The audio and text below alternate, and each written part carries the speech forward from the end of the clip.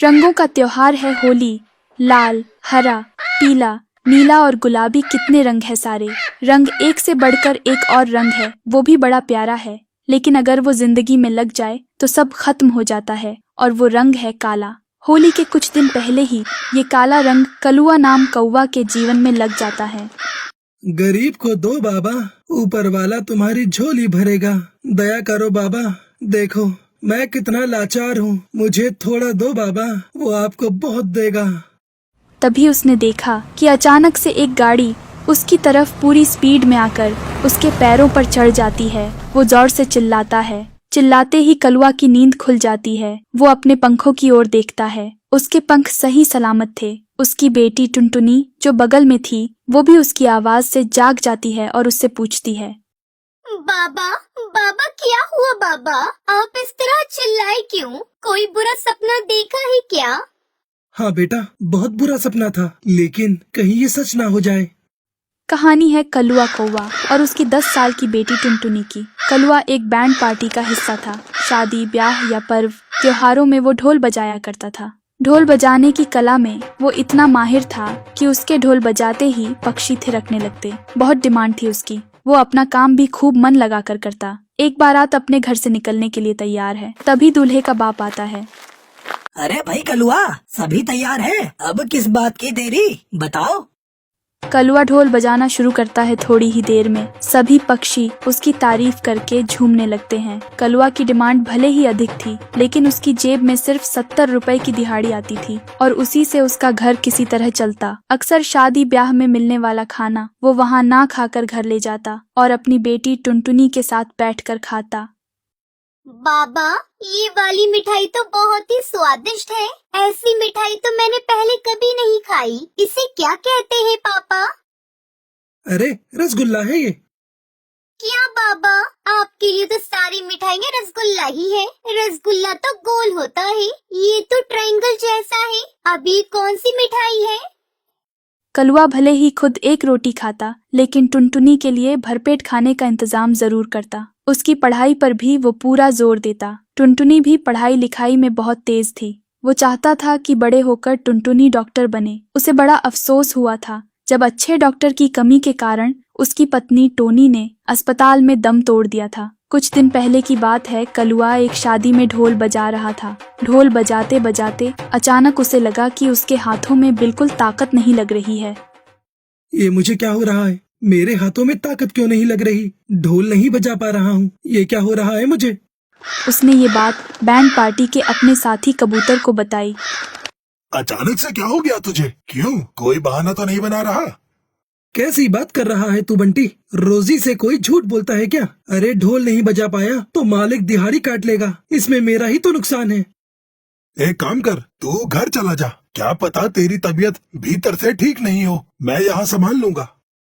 कलुआ घर लौट आया। उसका चेहरा उतरा हुआ था। टुनटुनी ने उसे ऐसे देखा तो पूछा, क्या हुआ बाबा, आपका चेहरा उतरा हुआ क्यों है? तबीयत तो ठीक है ना आपकी? टुनटुनी अपने बाबा के सिर पर हाथ लगाकर देखती है। बुखार तो नहीं है बाबा? बुखार नहीं है बेटा, लेकिन बहुत कमजोरी सी लग रही है। ऐसा लग रहा है हाथों में जान ही नहीं है। पता है, आज तो मैं ढोल भी नहीं बजा पा रहा था। बाबा कल सरकारी दवाखाना ले चलूंगी आपको। आपने कुछ तो खाया नहीं होगा। मैं अभी 2 रोटी सेक देती हूँ। अरे नहीं नहीं, भूख नहीं है, बस सोने का मन कर रहा है। दोनों सो गए। अगली सुबह जब कलुआ जागा तो हर सुबह की तरह टुनटुनी नाश्ता बना रही थी। कलुआ ने टुनटुनी को आवाज लगाई, टुनटुनी बेटा, बेटा टुनटुनी। टुनटुनी भागते हुए अपने बाबा के पास आई। अरे बाबा आप कब जागे? अब कैसी तबीयत है आपकी?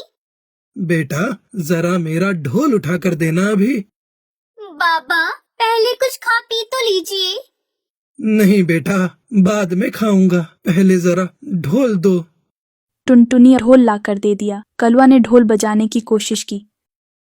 ये क्या, देखो ना मेरे हाथों में क्या हो गया है। मैं इसे बजा भी नहीं पा रहा हूँ, मेरे हाथ भी कांप रहे हैं। ये क्या हो गया है मुझे? टुनटुनी अपने पिता को लेकर बुलबुल डॉक्टर के पास गई। वहाँ डॉक्टर ने कहा, इनकी दोनों हाथों की नसें सूख गई हैं, मांसपेशियां कमजोर हो गई हैं। इनका इलाज लंबा चलेगा, दवाई लगातार खानी पड़ेगी। कितना लंबा? 6 महीने भी लग सकते हैं, साल भर भी, या 2 साल भी। तभी कुछ कुछ हाथों में जान आ पाएगी। इस बीच तुम ढोल बजाने की बिल्कुल कोशिश मत करना और ना ही कोई मेहनत का काम करना, नहीं तो तुम ढोल कभी नहीं बजा पाओगे। ये सुनते ही कलुआ का सिर चकरा गया। वो वहीं रोने लगा। डॉक्टर साहब, ऐसा मत कहिए। अगर मैं ढोल नहीं बजा पाऊंगा तो अपना और अपनी बच्ची का पेट कैसे पालूंगा? उसे कैसे पढ़ा पाऊंगा? अरे उसे डॉक्टर बनाना है मुझे। हिम्मत रखो, सब ठीक होगा। बस दवाइयाँ लंबे समय तक खानी पड़ेंगी। अस्पताल से बाहर दोनों बाप बेटी निकले। कलुआ बिल्कुल खामोश था। उसके दिमाग में अपनी बेटी के भविष्य को लेकर कई प्रश्न आ रहे थे। 4 दिन ऐसे ही निकल गए। दिहाड़ी पर काम करने वाला 4 दिन घर बैठ जाए तो उसका सब कुछ बैठ जाता है। उसके चूल्हे की आग ठंडी हो जाती है। छोटे छोटे डिब्बों में रखा थोड़ा सा राशन खत्म होते होते बड़े सवाल पूछता है, और वो सवाल ये होता है कि कल क्या खाओगे? कलुआ के पास सवालों का एक ही जवाब था। उसी दिन वो अपना ढोल अपने हाथों में टांग इस सवाल का जवाब देने की तैयारी कर रहा था। ये क्या कर रही है बाबा? आप भूल गए डॉक्टर ने क्या कहा था? बेटा, 2 दिन बाद होली है। घर में राशन के नाम पर सिर्फ नमक ही है। अगर डॉक्टर की बात सुनी तो भूखे मरने की नौबत आ जाएगी। नहीं बाबा, मैं आपको नहीं जाने दूंगी। आपको मेरे सर की कसम, आप ढोल नहीं बजाएंगे। ऐसे ही कई दिन गुजर गए। कलुआ रोज सुबह अपने घर से निकलता और शाम को वापस चुपचाप घर आता। एक दिन टुनटुनी को कुछ समझ नहीं आ रहा था तो पास के भगवान कृष्णा के मंदिर चली गई। लेकिन ये क्या, मंदिर के दरवाजे पर उसने अपने बाबा को भीख मांगते देखा। वो दौड़कर उनसे लिपट गई। ये क्या कर रही हो बाबा? चलो चलो यहाँ से। उस दिन टुनटुनी ने एक बात ठान ली कि अब उसे ही कुछ करना है। रोटी और दवा दोनों का जिम्मा उसे उठाना होगा। और फिर 10 साल की नन्ही टुनटुनी ने अपने बाबा का ढोल अपने कंधे पर टांगा और निकल गई। रोटी के जुगाड़ में वो ढोल बजाकर सबका मनोरंजन करती है। फिर होली का दिन आता है। टुनटुनी उस दिन ढोल बजाकर सबका मनोरंजन करती है, जिससे खुश होकर सब पक्षी उसे कुछ पैसे देते हैं। वो उन पैसों से थोड़े से रंग और मिठाई लेकर घर जाती है और खुशी खुशी रंगों का त्योहार होली अपने पिता के साथ मनाती है।